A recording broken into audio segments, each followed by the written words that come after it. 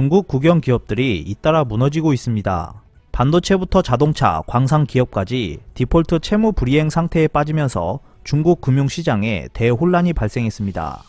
이러한 문제들을 비춰볼 때 중국 국영 기업들의 단기 유동성 문제가 아니라 지속 가능한 경영에 한계가 온 것은 아닌가라는 의문을 갖게 하고 있습니다.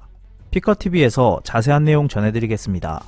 중국 경제가 C19 감염증의 충격에서 벗어나는 모습을 보이고 있지만 정부의 뒷받침을 받는 대형 국영 기업들까지 잇따라 돌아오는 회사채를 막지 못하고 채무 불이행 상태에 빠져 중국 회사채 시장이 급속히 위축되고 있습니다.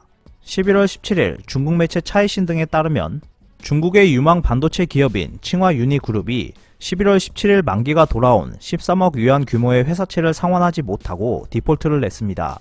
칭화유니그룹이 원금 1억 위안은 먼저 상환하고 나머지 12억 위안의 만기를 6개월 정도 연장하는 것을 제안했지만 채권단은 이를 받아들이지 않았습니다. 은행 간 채권시장 규제 당국인 중국은행 간 시장거래상 협회에 따르면 채권 만기 연장을 위해서는 모든 채권단이 회의에 참석해야 하고 만장일치로 승인해야 합니다.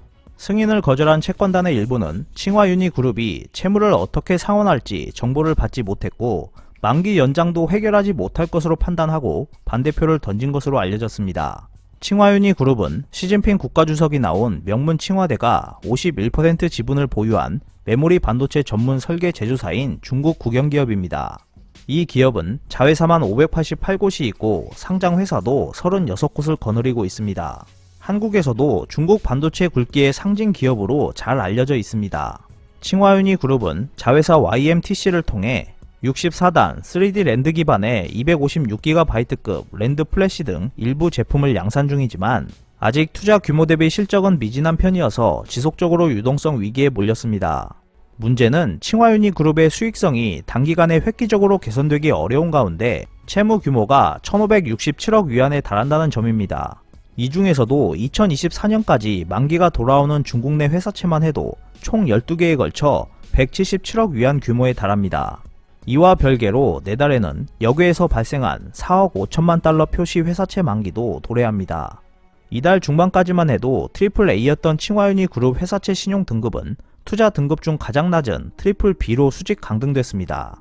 이러한 것들을 종합해보면 칭화유니그룹의 채무 문제는 단기 유동상의 문제가 아니라 지속 가능한 경영에 한계가 온 것이 아닌가라는 의문을 들게 하고 있습니다.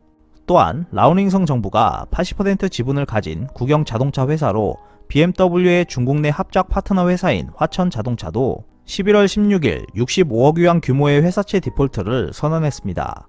1958년 설립된 화천자동차는 1992년 중국 기업 중 처음으로 미국 증시에 상장한 기록을 가질 정도로 저명한 회사라는 점에서 이번 채무 불이행 사태가 주목받았습니다. 화천자동차의 유동성 위기는 극도의 실적 부진에 따른 것입니다. 세계 최대의 중국 자동차 시장에서 중국 토종 기업과 중외 합작 기업, 외국 기업들의 치열한 경쟁이 벌어지는 가운데 화천의 독자 브랜드인 화천중화는 올해 들어 한 달에 겨우 500대를 팔 정도로 실적이 나빴습니다. 이 밖에 최근 허난성의 국영 광산 회사인 융천석탄전력도 지난 11월 10일 10억 위안 규모의 회사채 디폴트를 냈습니다. 문제는 시장에서 높은 AAA 등급을 받고 있을 뿐만 아니라 중국 정부의 지원을 받아 상대적으로 안전하다고 여겨지던 대형 국유 기업들의 회사채가 잇따라 부도가 났다는 점입니다.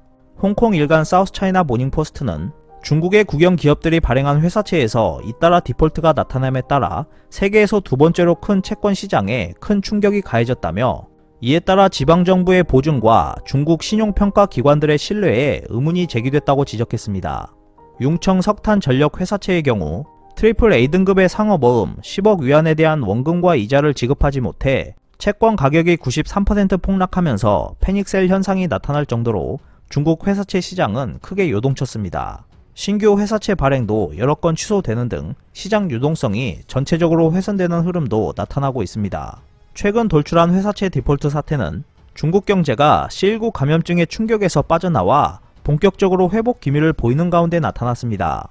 중국 경제가 세계적으로 드문 빠른 회복세를 보이고 있지만 C19 감염증 사태로 인한 내상이 경제 전반에 남아있음을 보여주는 것이라는 해석도 나오고 있습니다.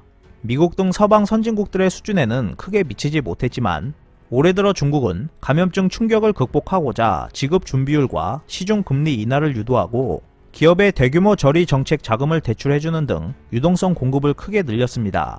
따라서 중국이 앞으로 경제 정상화에 따라 통화 완화 강도를 낮추는 출구 전략을 본격화하면 경기 부양 정책의 영향으로 지연됐던 한계 기업들의 디폴트가 더 늘어날 가능성이 있습니다. 시장 정보업체 윈드에 따르면 올해 중국의 회사채 디폴트 규모는 110건에 걸쳐 총 1263억 위안으로 연말까지 작년 규모를 넘어설 전망입니다.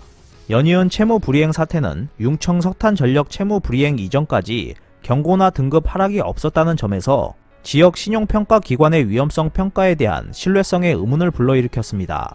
오리엔트 캐피털 리서치의 앤드류 콜리어 상무는 중국의 국내 신용평가 기관은 종종 고객들로부터 지불을 받았고 위험을 정확하게 평가할 인센티브가 없었다고 말했습니다.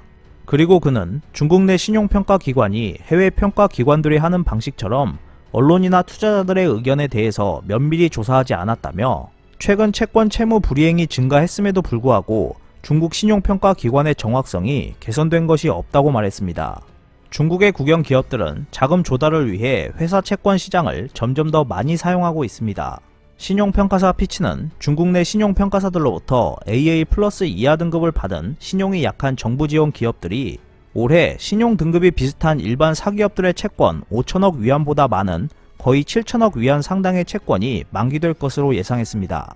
로튬 그룹은 지난주 보고서에서 채무 불이행으로 지방정부가 보증의 신뢰성을 유지하기 위한 비용이 증가할 것이라고 말했습니다.